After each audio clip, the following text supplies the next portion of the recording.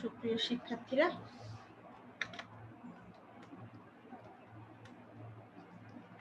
আশা করি সবাই ভালো আছো। স্বাস্থ্যবিধি মেনে সবাই বাসায় অবস্থান করছো এবং সুস্থ আছো। সকলকে শরতে ফোটা অসংখ্য কাশফুল এবং শিউলি ফুলের শুভেচ্ছা জানাচ্ছি। সেই সাথে সরকারি হোসেন শহীদ সোহরাওয়ার্দী কলেজ মাগুরা কর্তৃক আয়োজিত অনলাইন ক্লাসে স্বাগত জানাচ্ছি। আজকে আমরা পদার্থবিজ্ঞান প্রথম পত্রের চতুর্থ অধ্যায়ে নিউটনিয়ান বলবিদ্যার পঞ্চম ক্লাসটা করব। এর আগে আমাদের এই বিষয়ে 4টা ক্লাস হয়েছে। আশা করি সবাই নির্দেশ মতো বই খাতা কিনেছো। যে 3টা রাইটারের কথা বলেছিলাম, 3জন লেখকের, আশা করি সবাই কিনেছো, বই খাতা কিনে লেখাপড়া শুরু করে দিয়েছো। আজকে তোমরা দেখতে পাবে বা বলতে পারবে মহাশূন্য অভিযান বা রকেটের গতি আলোচনা করো, নৌকার পশ্চাৎ গতি ব্যাখ্যা করো। কিরকম হবে নৌকার পশ্চাৎ গতিটা সেটা একটু দেখার চেষ্টা করব। ভরবেগের নিত্যতা সূত্র আলোচনা করো এবং পাখির আকাশে ওড়া ব্যাখ্যা করো। কিভাবে পাখি আকাশে ওড়ে সেটাও একটু দেখার চেষ্টা করব আজকে আমাদের। প্রথমেই মহাশূন্য অভিযান বা রকেটের গতি। কিভাবে রকেটের গতি বা মহাশূন্য অভিযান হয়? রকেটের আমরা নিউটনের যখন থার্ড ল পড়ি, আমরা সবাই জানি যে নিউটনের থার্ড ল হচ্ছে প্রত্যেক ক্রিয়ার একটি সমান এবং বিপরীত প্রতিক্রিয়া আছে।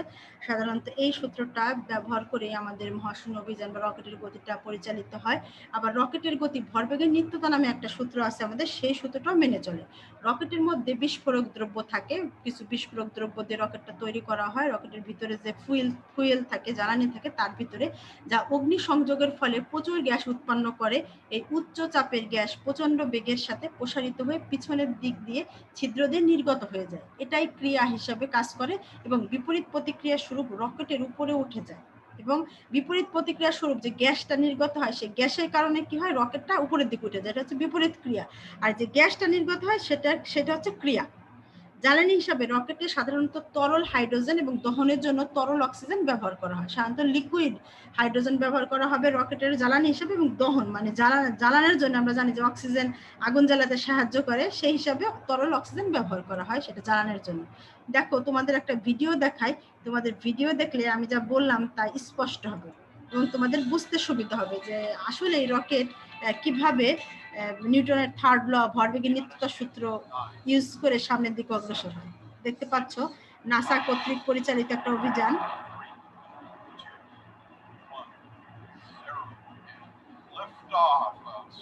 দেখো, নিচ দিয়ে কিন্তু অনেক ধোঁয়া বের হয়ে যাচ্ছে, তার প্রতিক্রিয়া স্বরূপ রকেটটা উপরে উঠে যাচ্ছে।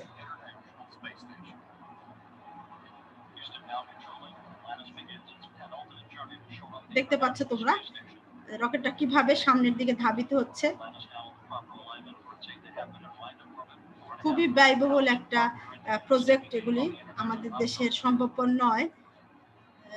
নাসা কর্তৃক এই রকেট উদ্ভাবিত হয়, ওই রকেট উৎক্ষেপিত হয় নাসা কর্তৃক। নাসা কর্তৃপক্ষ সাধারণত রকেট উৎক্ষেপণ করে থাকেন।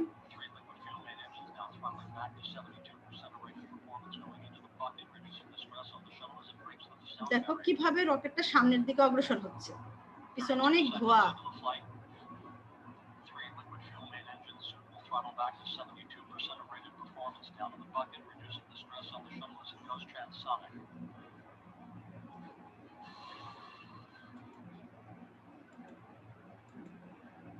দেখতে পেলে তোমরা কিভাবে রকেটটা নির্গত হলো। এখন দেখো রকেটের ভর, আমি ধরছি রকেটের ভরটা বড় হাতের এম, জাস্ট ধরে নিয়েছি, তাছাড়া কিছুই না। রকেটের বেগ হচ্ছে বড় হাতের ভি। অতি ক্ষুদ্র সময় ডেলটি ব্যবধানে নির্গত গ্যাসের ভর, যে নিয়ে তোমরা ভিডিওটা দেখতে পেলে যে ওখান থেকে নির্গত অনেক ধোঁয়া টাইপের বের হয়ে আসছে, গ্যাস টাইপের বের হয়ে আসছে। ওই নির্গত যে গ্যাস, সেই গ্যাসটার ভর আমি ধরে নিয়েছি ডেল্টা অফ ছোট হাতের এম। তাহলে নির্গমনের হারটা কি হবে, যতটুকু ভর ভাগ হচ্ছে তুমি যতটুকু সময় নিয়েছো, সেই সময়কে ভাগ করলে সেটা হবে নির্গতের হার। এটা হচ্ছে গ্যাস নির্গমনের হার। সুতরাং ধরে নেই আমি যে একটি রকেট মহাশূন্যে গতিশীল। মহাশূন্যে গতিশীল আছে ফলে বাতাসের বাধা এবং অভিকর্ষের প্রভাব উপেক্ষা করা যায়। উপেক্ষা করে নিয়েছি আমি। রকেট থেকে গ্যাস যখন একটি নির্দিষ্ট হারে নির্গত হয়, তখন গ্যাসের গতির বিপরীত দিকে রকেটটি একটি স্থির বল লাভ করে। এই বলকে ধাক্কা বলে। স্থির বল লাভ করবে, সেটা হচ্ছে আমাদের ধাক্কা। চিত্রে দেখলা তুমি ছবিটা। ফলে রকেটের সাহায্যে মুক্তিবেগ অর্জন করে অভিকর্ষ ত্বরণের বাধা কাটিয়ে মহাশূন্যে ভূ উপগ্রহ স্থাপন সহ নানাবিধ অভিযান সফল হয়েছে। মুক্তিবেগ জানো যে বেগে কোনো বস্তুকে নিক্ষেপ করলে তা পৃথিবীর বাধা কাটিয়ে মহাশূন্যে চলে যায়, তার পৃথিবীতে ফেরত আসে না। তোমরা জানো সবাই মুক্তিবেগের একটা মান আছে 11.2 কিলোমিটার পার সেক স্কয়ার, একটা মান সেক ইনভার্স 1 মান আছে একটা, সেই মানটা। নির্গত গ্যাসের বেগ হচ্ছে ভি, নির্গত গ্যাসের ভরবেগ হচ্ছে এমভি। ভর এবং বেগের গুণফল, এটা হচ্ছে এমভি। প্রযুক্ত ধাক্কা হচ্ছে এফ। আমরা জানি রকেটের উপর প্রযুক্ত বলের ঘাত, এর আগের ক্লাসে আমরা বলের ঘাত সম্পর্কে অবগত হয়েছি। আমরা জানি বলের ঘাত হচ্ছে খুব ক্ষুদ্র সময়ের জন্য যে বৃহৎ মানের যে বলটা ক্রিয়া করে সেটা হচ্ছে বলের ঘাত। বলের ঘাতকে আমরা কিভাবে প্রকাশ করেছিলাম? বল এবং তার যে ক্ষুদ্র সময় দুটিকে গুণ করলে যেটা হয় সেটা হচ্ছে বলের ঘাত। এটা ঘাত বল, একটা হচ্ছে বলের ঘাত, পড়েছো তোমরা গত ক্লাসে। তাহলে বলের ঘাতটা হচ্ছে এফ গুণ হচ্ছে ডেল্টা টি, যতটুকু বল সেই বলটুকু এবং যতটুকু সময় তার যে গুণফল সেটা হচ্ছে বলের ঘাত। এটা বললাম আমি। ভরবেগের নিত্যতা সূত্র অনুযায়ী কোনো বস্তুর ভরবেগের পরিবর্তনের হার তার উপর প্রযুক্ত বলের ঘাতের সমান, যতটুকু বলের ঘাত প্রযুক্ত হবে তার সমান। তাহলে আমরা লিখতে পারি MV equal to F dot delta, পারি না লিখতে? Delta M into V equal to লিখতে পারি এফ ইন্টু ডেল্টা টি। দেখো আমি চিত্রে রকেটটা দেখানো হয়েছে, যেখানে রকেটের যে এফ ভি যাচ্ছে এদিকে বেগ, এফ বল প্রয়োগ করা হচ্ছে, যেখান দিয়ে তোমার ধোঁয়াগুলি বের হয়ে যাচ্ছে, এখানে ফ্লুইড আছে, ভি বেগ, ডিএম ভাগ ডিটি। তোমাদের চিত্রটা দেখালাম। এখন দেখো এফ ইকুয়াল টু এফ এর মানটা এখন ডেলটিকে এই পাশে নিচে নিয়ে আসলাম, ডেল এম ভাগ del t into V. Del M ভাগ ডেলটি হচ্ছে জ্বালানি ব্যবহারের হার। যে কোনো মুহূর্তে রকেটের তাৎক্ষণিক ত্বরণকে আমি এ ধরলে আমরা জানি F equal to M A, নিউটনের ল থেকে আমরা জানি F equal to M A. একে আমরা কি লিখতে পারি? এ ইকুয়াল টু কি? এফ ভাগ এম। তাহলে এফ এর মানটাকে এই দেখো উপরে 1 নং এফ এর মান আছে, এফ এর মানটা আমি এখানে বসিয়ে দিয়েছি। তাহলে এটা 2 নং সমীকরণ। এই ত্বরণে রকেট সামনের দিকে এগিয়ে চলে। এই ত্বরণে, কোন ত্বরণে? এই যে এর যে মানটা 1 ভাগ এম ডেল্টা এম ডেল্টা টি ইন্টু ভি, এই ত্বরণটায় রকেট সামনের দিকে অগ্রসর হবে। রকেটের ওজন ডাব্লিউ, আমরা জানি যে ওজন হচ্ছে W, W equal to M G, বস্তুর ভর এবং যে বল দ্বারা পৃথিবী তাকে আকর্ষণ করে এর গুণফলই হচ্ছে ওজন। ভর কিন্তু নয়, ভর কিন্তু নয়, ওজন এবং ভরের মধ্যে অনেক ডিফারেন্স। ভর কিন্তু নয়, ওজন হচ্ছে যে বল দ্বারা টানে তার যে গুণফল। ভর এবং সেই বলের যে গুণফল সেটা হচ্ছে আমার ওজন, আর ভর হচ্ছে শুধুমাত্র বস্তুটার নিট পরিমাণ, কতটুকু পরিমাণ আছে সেটুকু হচ্ছে ভর। তাহলে ওজন হচ্ছে এমজি। রকেটের লব্ধি বলটা কি হবে? রকেটের ঊর্ধ্বমুখী ধাক্কা ওজন, কতটুকু ঊর্ধ্বমুখী ধাক্কা দিল সেইটুকু ওজন। ওজন মানে কি? যে এমজি, সেটা আর কি। তাহলে delta M delta T V minus হচ্ছে এমজি, এই দুটোকে যদি বিয়োগ করো, ধাক্কাকে যদি ওজন দিয়ে বিয়োগ করো তাহলে মাইনাস এমজি হবে। মহাশূন্যে জি এর মান প্রায় শূন্য, মহাশূন্যে জি এর মান প্রায় শূন্য থেকে, কারণ পৃথিবীর বাধা কাটিয়ে চলে যায়, তাই রকেটের লব্ধি বল হবে ডেল্টা এম ভাগ হচ্ছে ডেল্টা টি ইন্টু ভি। এরপরে দেখো ভরবেগের নিত্যতা সূত্র, এটা আমরা 9-10-এ আমাদের ছিল, সম্ভবত আমরা পড়েছি, জানি। তারপরে তোমাদের সিলেবাস যেহেতু আছে সেহেতু একটু আলোচনা করছি। কোনো সংঘর্ষকারী ব্যবস্থার উপর দুই বা ততোধিক বস্তুতে ক্রিয়া প্রতিক্রিয়া ছাড়া অন্য কোনো বাহ্যিক বল ক্রিয়া না করলে একটি নির্দিষ্ট দিকে ওই বস্তু কণার মোট রৈখিক ভরবেগের কোনো পরিবর্তন হবে না। অর্থাৎ একটি নির্দিষ্ট দিকে ব্যবস্থাটির উপাদানগুলোর মোট ভরবেগ সংঘর্ষের পূর্বে ও পরে মানে ও দিককে ধ্রুব বা একই থাকে। মান এবং দিক দুইটাই ধ্রুব বা একই থাকবে, সংঘর্ষের পূর্বেও যা থাকবে সংঘর্ষের পরেও তাই থাকবে। এটা হচ্ছে আমার ভরবেগের নিত্যতা সূত্র। মনে করি m1 ও m2 ভরের দুটি আমি বস্তু নিয়েছি, m1 এবং m2 ভরের, যাদের আদি বেগ হচ্ছে u1 এবং u2, গতিশীল থাকা অবস্থায় এদের মধ্যে সংঘর্ষ হলো। সংঘর্ষের ফলে বস্তুদ্বয়ের বেগ পরিবর্তিত হয়ে শেষ বেগ হলো কি v1 এবং v2।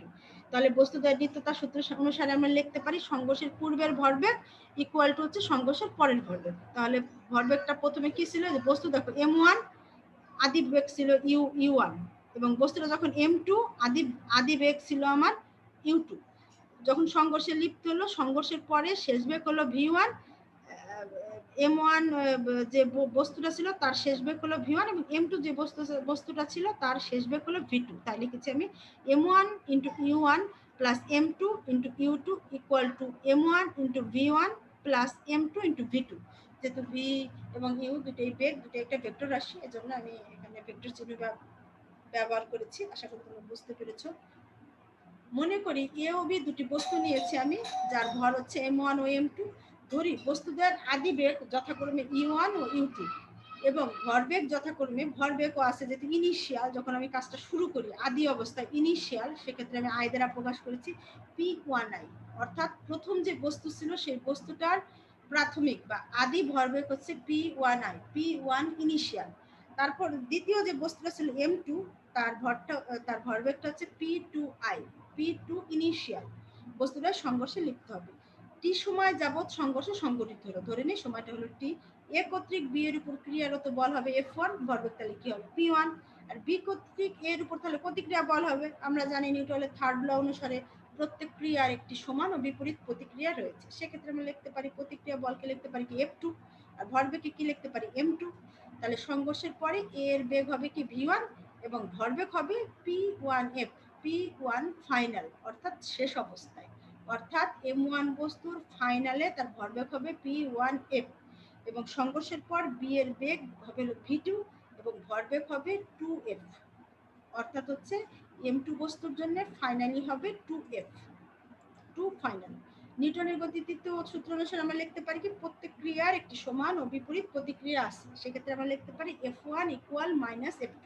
তাই লিখেছি আমরা F1 কে আমরা লিখতে পারি কি ভরবেগের পরিবর্তনের হারই হচ্ছে বল। সেক্ষেত্রে আমরা dP1 ভাগ dt লিখতে পারি মাইনাস কে পাশে আনলে কি হবে প্লাস হবে, প্লাস করে দিয়েছি। P1 P2 কে আমরা কি লিখতে পারি শুধু P। সামগ্রিক ভরবেগকে আমরা লিখতে পারি শুধু P, সেখানে শুধু P লিখেছি।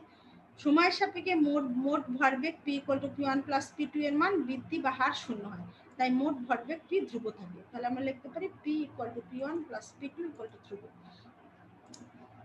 ব্যবস্থাটির আদি ভরবেগের সমষ্টি ইকুয়াল টু ব্যবস্থাটির শেষ ভরবেগের সমষ্টি যদি আমরা লিখি, সেক্ষেত্রে একইভাবে যা বললাম P1I, P1 initial plus P2 initial equal P1 final plus P2 final. একইভাবে আমরা P জানি কি ভর এবং বেগের গুণফল, MU আদি বেগ, M2 আদি বেগ U2, M1 এর শেষ বেগ V1, M2 এর শেষ বেগ হলো V2। তাহলে এই সমীকরণটা আমরা দেখলাম, এটা হচ্ছে আমাদের ভরবেগের নিত্যতার সমীকরণ। তোমাদের পরীক্ষায় এখান থেকে কিছু অঙ্ক থাকতে পারে, সমীকরণটা একটু তোমরা মনে রাখবে, খেয়াল রাখবে, কারণ তোমাদের আসে একটা, তোমরা যখন পড়ালাম এখন তোমরা একটা ভিডিও দেখো, তাহলে তোমার ভরবেগের নিত্যতা সত্যি প্রমাণিত হয় এটা তোমরা দেখতে পাবে। বাংলাদেশ জাতীয় বিজ্ঞান জাদুঘর আছে, সেখান থেকে আমার এটা কালেক্ট করা, তাদের ভিডিও করা।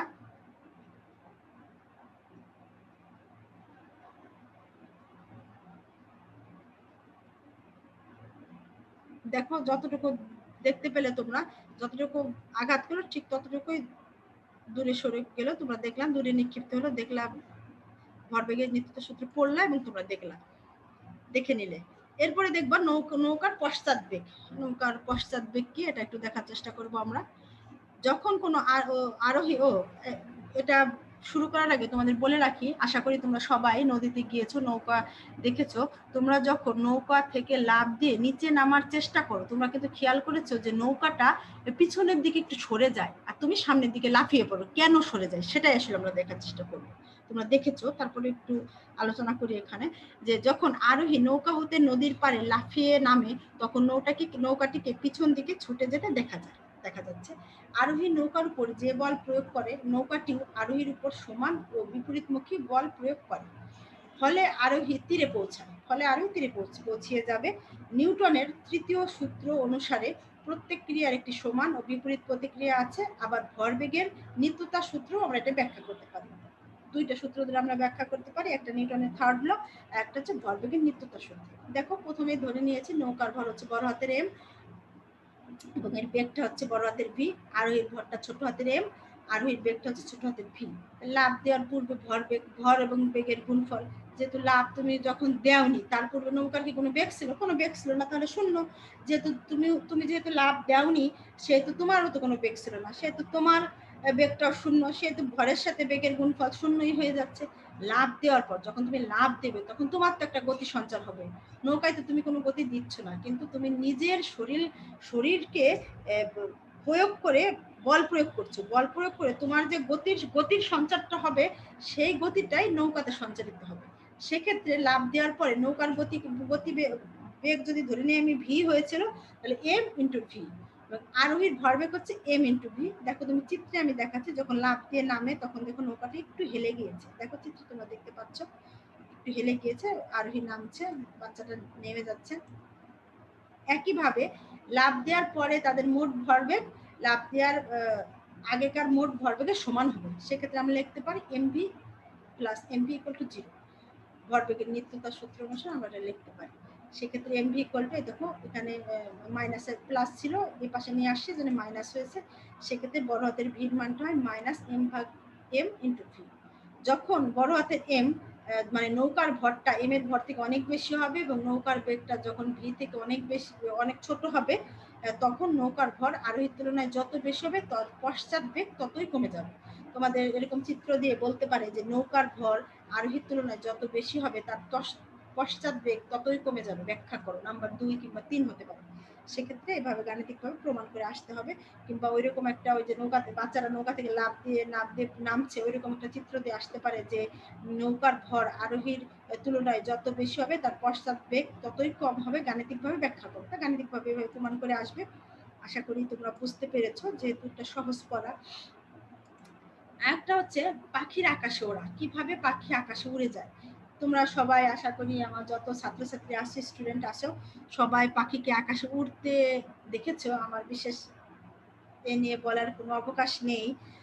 তোমরা যখন পাখিকে উঠতে দেখো তখন দেখো, এই দেখো আমি একটা চিত্র দিয়েছি তোমাকে, ও বরাবর ধরো পাখিটা আছে, ও বিন্দু বরাবর, এখান থেকে ওয়ে বরাবর উড়ে যাবে। ওয়ে বরাবর যখন উড়ে যায়, পাখিটি তার ডানা দিয়ে দুদিকে ওবি, দুইটা যেহেতু ডানা থাকে পাখির, একটা ওবি বরাবর আর একটা ওসি বরাবর অভিমুখে বল প্রয়োগ করে। একই সঙ্গে বাতাসও কি করে, বাতাসেরও যেহেতু একটা বাধা আছে, সেও ওডি, দেখো দিয়েছি আমি চিত্রে এঁকে দিয়েছি, ওডি এবং ওই বরাবর পাখিটির উপর প্রতিক্রিয়া বল সৃষ্টি করে।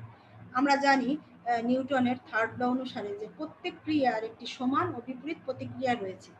এক্ষেত্রে পাখির ডানার বল যদি ক্রিয়া হয়, বাতাসের বলটা হবে প্রতিক্রিয়া। আশা করি তোমরা বুঝতে পেরেছো। এই প্রতিক্রিয়া বল দুটি পাখিটির উপর ক্রিয়া করায় পাখির গতি সৃষ্টি করবে এবং পাখি সামনের দিকে অগ্রসর হবে। প্রতিক্রিয়া বল দুটির লব্ধি হলো ওয়ে। আমরা জানি লব্ধি বল কিভাবে নির্ণয় করতে হয়, লব্ধি বল হচ্ছে ওয়ে। ফলে পাখিটি ওয়ে বরাবর উড়ে যেতে পারে, পাখিটি ওয়ে বরাবর উড়ে যাবে।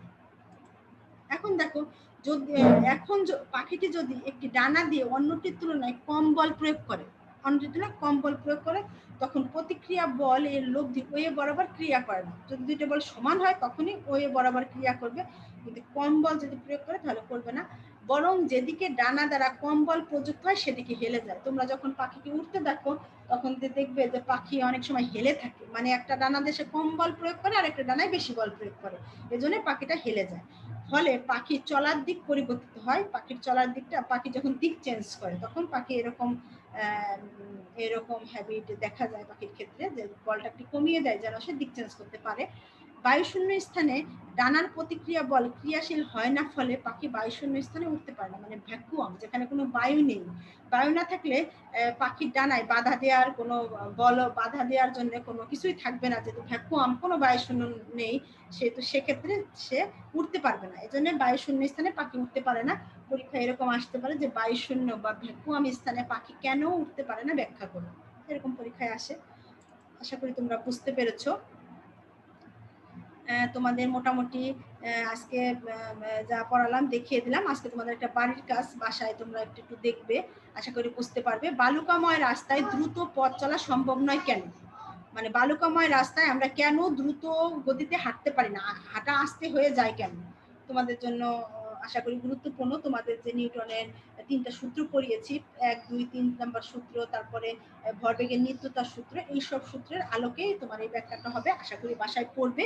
যদি না পারো আমাকে কমেন্ট বক্সে তোমরা লিখে দিবে কতটুকু বোঝনি বা বুঝতে পারোনি। সবাইকে ধন্যবাদ জানিয়ে আজকের ক্লাস শেষ করছি। সবাই স্বাস্থ্যবিধি মেনে বাসায় থাকবে এবং বাসায় বসে যদি পারো একটু লেখাপড়া করবে, বইগুলো একটু খুলে দেখবে। সকলকে ধন্যবাদ জানিয়ে আজকের ক্লাস শেষ করছি। আজকের মতো অনলাইন ক্লাস শেষ করছি। সকলকে ধন্যবাদ।